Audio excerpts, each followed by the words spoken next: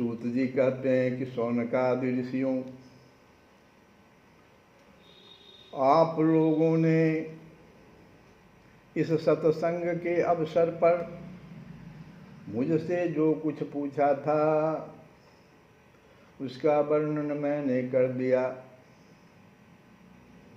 और मैंने हर तरह से हर अवसर पर भगवान की लीला और उनके अवतार चरित्रों का ही कीर्तन किया है। तो कहते हैं कि जो मनुष्य गिरते पड़ते फिसलते दुख भोगते अथवा छींकते समय विवशता से भी ऊंचे स्वर से बोल उठता है हरे नमः, वह सब पापों से मुक्त हो जाता है। तो सूत जी कह रहे हैं कि मनुष्य जो है कलयुग में है, कलयुग में मनुष्यों की गति विपरीत होती है, दुख आता ही है। क्योंकि रामचरितमानस में भी आया है कि राम राज नभगे सुनु सचराचर जग माहि। गरुड़ जी कह रहे हैं, ये काकभुसुंड जी कह रहे हैं कि राम राज नभगे सुनु सचराचर जग माहि, काल कर्म स्वभाव गुण, काल कर्म स्वभाव गुण कृत दुख काहु ही नाही। राम राज में जो दुख, कलयुग में जो दुख के जो 4 कारण हैं, कहते हैं दुख काहु ही नाही, ये दुख जो है नहीं होगा। कौन कौन सा दुख भाई, कलयुग का कौन कौन सा दुख है? तो काल, काल कृत, काल कर्म स्वभाव गुण कृत। तो पहला दुख जो है काल कृत दुख है।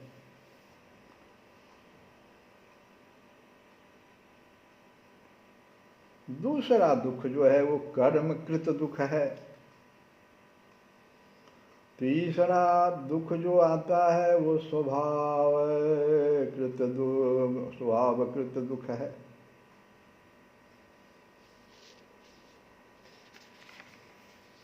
तो और चौथा जो है वो गुणकृत दुख है। अब देखिए, जो स्वभावकृत दुख है उसको क्या किया जाए?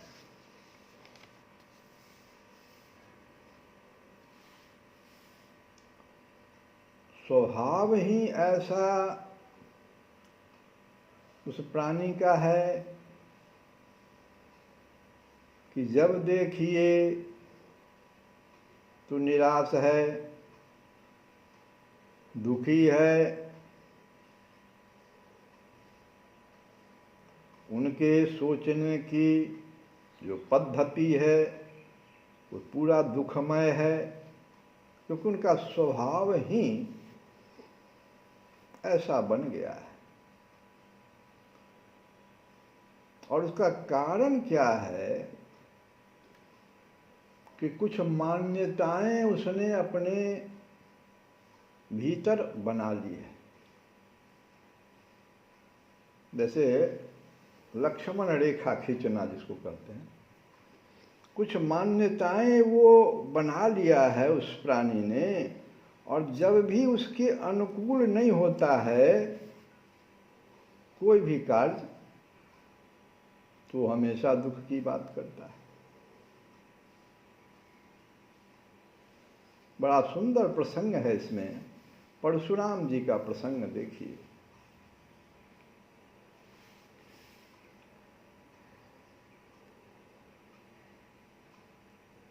परशुराम जी को क्रोध आ गया धनुष टूटने पर। एकदम निरर्थक था उनका वो क्रोध। उनका तो धनुष था नहीं, धनुष भोले बाबा का था।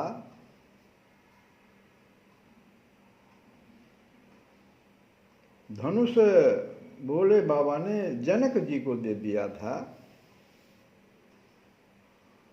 और जब धनुष टूटा तो भोले बाबा को थोड़ा भी दुख नहीं हुआ, जनक जी को भी दुख नहीं हुआ, बल्कि और जनक जी खूब खुश हो गए, बड़ा निराश थे कि धनुष कोई नहीं तोड़ पा रहा, लगता है पृथ्वी में कोई ऐसा बलि नहीं है जो इस धनुष को तोड़ दे।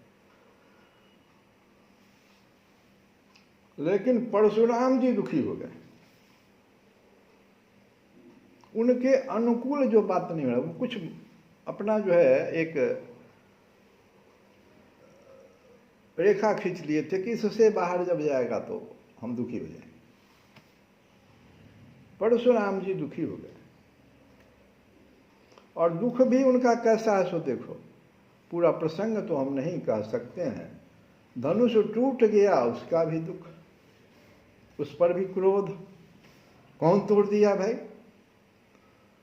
लक्ष्मण जी हंस रहे हैं उनके क्रोध पर, उस पर भी क्रोध, हंसने पर भी क्रोध, टूटने पर भी क्रोध, बोलने पर, लक्ष्मण जी कुछ अगर जवाब दे रहे हैं उस पर भी क्रोध।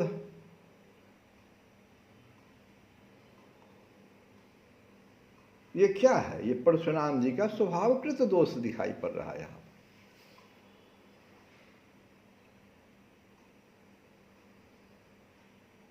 जब भगवान कुछ आंख तरेड़ दिए लक्ष्मण जी पर, लक्ष्मण जी गुरु के पास चले गए, तो फिर देखो क्रोध में परशुराम जी कहते हैं कि देखो तो कैसे मेरे ओर देख रहा है। तो देखने पर भी क्रोध, टूटने पर भी क्रोध, हंसने पर भी क्रोध, बोलने पर भी क्रोध, और ये देखो मेरे उधर मेरे तरफ कैसे देख रहा है, इस पर भी क्रोध। अब बताओ तो, ये स्वभावकृत दुख है ये, इसको कौन दूर करेगा सो हमको बताओ। और इसके बाद भी यहां तक अगर रह जाते परशुराम भी तो कौन बात था। श्री राम पर भी क्रोध, कहते हैं बंधु कहीं कटु सम्मत तोड़े। अब राम जी को कहते हैं कि तुम्हारे सम्मति से ही तो हमको कटु वचन बोल रहा है। देखो भगवान तो आंख तरेड़ दिए, हटा दिए लक्ष्मण जी को। इतना क्रोध, क्योंकि मनकूल के अनुकूल नहीं हो रहा था।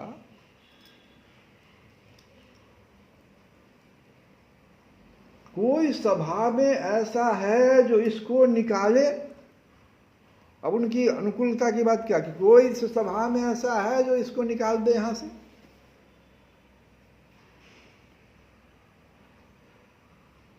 तो भगवान लक्ष्मण जी ने एक सुंदर सा उत्तर दे दिया कि देखिए ये जो आपका क्रोध है ये जाएगा तब कि कहते हैं लक्ष्मण जी मूंदहू आंखें, अरे मूंदहू आंखें कतहु कोई नाही। अरे आप अपने अनुकूलता में जो आंख जो खोल करके अनुकूलता खोज रहे हैं, आंख बंद कर लीजिए ना। जब भोले बाबा को कष्ट नहीं है, जब जनक जी को कष्ट नहीं है, आप क्यों क्रोध करते चले जा रहे हैं? तो आंख मूंदना भी सीखिए। स्वभावकृत अगर दोष है, क्रोध आपके दुख है, तो आंख मूंदना सीखिए। यहां पर एक सूत्र मिला, ऐसे नहीं जाएगा ये दुख। केवल देखते रहेंगे तो दुख का बोझ आपके स्वभाव के कारण हो रहा है, इसको समझना पड़ेगा। और अन्य जो दुख है उसको फिर हम लोग आगे गाएंगे। तो यहाँ पर कह रहे हैं सूत जी, जो मनुष्य गिरते पड़ते फिसलते दुख भोगते, और ज़्यादातर जो है अभी, क्योंकि हम इस दुख को विशेष रूप से गाए, इसलिए गाए क्योंकि ज़्यादातर लोगों में स्वभावकृत दुख हो गया है। आंख बंद कीजिए और हरे नमः।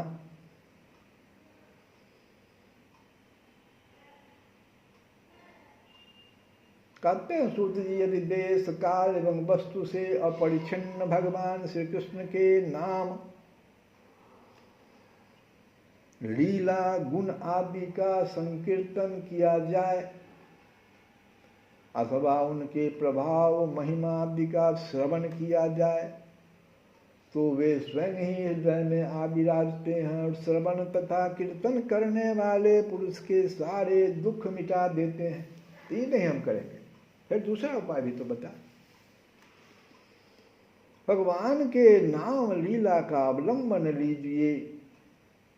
अगर दुख आपको है, स्वभावकृत ही दुख है, एक तो आंख मूंदना जो लक्ष्मण जी ने दिया, दूसरा सूत जी कह रहे हैं कि भगवान के नाम लीला का, कल युग केवल नाम आधारा, नाम का आप जो है अवलंबन ले लीजिए, संकीर्तन कीजिए, उनके प्रभाव, महिमा आदि का श्रवण कीजिए, तो भगवान स्वयं ही हृदय में आ विराजते हैं और श्रवण तथा कीर्तन करने वाले पुरुष के सारे दुख मिटा देते हैं। ठीक वैसे ही कैसे मिटाते हैं? जैसे सूर्य अंधकार को और आंधी बादलों को तितर बितर कर देती है, जिस वाणी के द्वारा घट घटवासी अविनाशी भगवान के नाम, लीला, गुण आदि का उच्चारण नहीं होता, जिस वाणी के द्वारा घट घटवासी भगवान प्रत्येक के हृदय में निवास कर रहे हैं, तो कह रहे हैं जिस वाणी के द्वारा घट घटवासी अविनाशी भगवान के नाम, लीला, गुण आदि का उच्चारण नहीं होता, वह वाणी भावपूर्ण होने पर भी निरर्थक है, सारहीन है, सुंदर होने पर भी असुंदर है और उत्तमोत्तम विषयों का प्रतिपादन करने वाली होने पर भी औसत कथा है। जो वाणी और वचन भगवान के गुणों से परिपूर्ण रहते हैं, वे ही परम पावन हैं, वे ही मंगलमय हैं। जो वाणी और वचन भगवान के गुणों से परिपूर्ण रहते हैं, वे ही परम पावन हैं, वे ही मंगलमय हैं और वे ही परम सत्य हैं। जिस वचन के द्वारा भगवान के परम पवित्र यश का गान होता है, वही परम रमणीय, रुचिकर एवं प्रतिक्षण नया नया जान पड़ता है।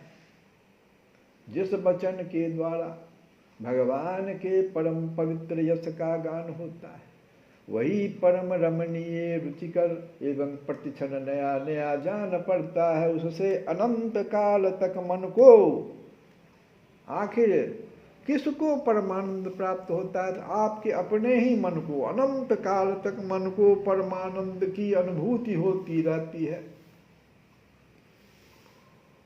मनुष्यों का सारा शोक, चाहे वह समुद्र के समान लंबा हो और गहरा क्यों न हो, समुद्र के समान लंबा भी हो और गहरा भी समुद्र के समान क्यों न हो, मनुष्य का जो सारा शोक है, उस वचन के प्रभाव से। कौन सा वचन भाई?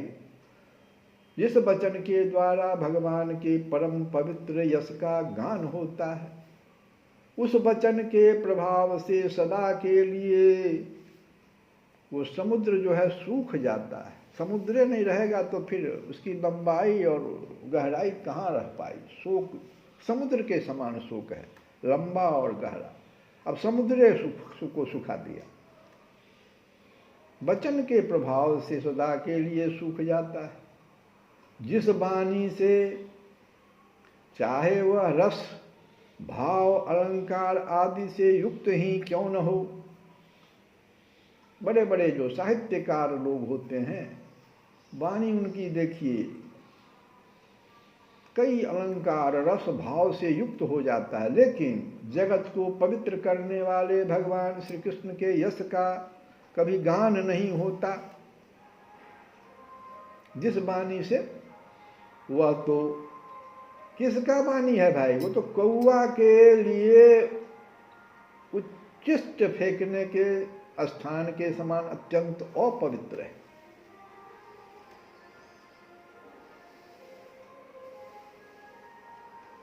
मान सरोवर निवासी हंस अथवा ब्रह्मधाम में विहार करने वाले भगवत चरणारविंदाश्रित परमहंस भक्त उसका कभी सेवन नहीं करते। ऐसे वाणी का काहे न वो रसमय हो, भावमय हो, अलंकार में क्यों न हो, लेकिन जगत को पवित्र करने वाले भगवान श्री कृष्ण के यश का अगर गान नहीं हो रहा है उस वाणी से, तब तो वो जो भगवत चरणारविंदास परमहंस भक्त उसका कभी सेवन नहीं करते। वैसे वाणी का निर्मल हृदय वाले साधुजन तो वहीं निवास करते हैं जहाँ भगवान रहते हैं। इसके विपरीत जिसमें सुंदर रचना भी नहीं है और जो व्याकरण आदि की दृष्टि से दूषित शब्दों से युक्त भी है, देखो विपरीत, अब देख लो, बस सुंदर रचना भी नहीं है, व्याकरण वगैरह भी उनका शुद्ध नहीं है, परंतु जिसके प्रत्येक श्लोक में भगवान के सुयश सूचक नाम जुड़े हुए हैं। अभी देखो प्रेमानंद बाबा के साथ यही तो है। वह वाणी लोगों के सारे पापों का नाश कर देती है, क्योंकि सतपुरुष ऐसी ही वाणी का श्रवण गान और कीर्तन किया करते हैं। वह निर्मल ज्ञान भी जो मोक्ष की प्राप्ति का साक्षात साधन है, भी भगवान की भक्ति से रहित हो तो उसकी उतनी शोभा नहीं होती। ऐसा ज्ञान किस काम का? यदि भगवान की भक्ति से रहित अगर वो ज्ञान है, फिर जो कर्म, अभी तो ज्ञान मार्ग हो गया, और कर्म में देखो फिर जो कर्म हम बताए थे परसों तरसों कथा में कि ज्ञान मार्ग में अहंकार सबसे बड़ा जो है बाधा खड़ा हो जाता है, दीवाल की रूप में खड़ा हो जाता है। और कर्म मार्ग में स्वार्थ खड़ा हो जाता है। फिर जो कर्म भगवान को अर्पण नहीं किया गया है, अब स्वार्थ युक्त कर्म हो रहा है, मेरा स्वार्थ इससे पूरा हो जाए, तो वह चाहे कितना ही ऊंचा क्यों न हो, सर्वदा अमंगल रूप दुख देने वाला ही है। वह तो शोभन वर्णीय हो ही कैसे सकता है? वो कर्म जो है न शोभने लायक है, न वर्णीय है। तो वर्णाश्रम के अनुकूल आचरण, तपस्या और अध्ययन आदि के लिए जो बहुत बड़ा परिश्रम किया जाता है, उसका फल है केवल यश अथवा लक्ष्मी की प्राप्ति। परंतु भगवान के गुण, लीला, नाम आदि का श्रवण कीर्तन आदि तो उनके श्री चरण कमलों की अविचल स्मृति प्रदान करता है।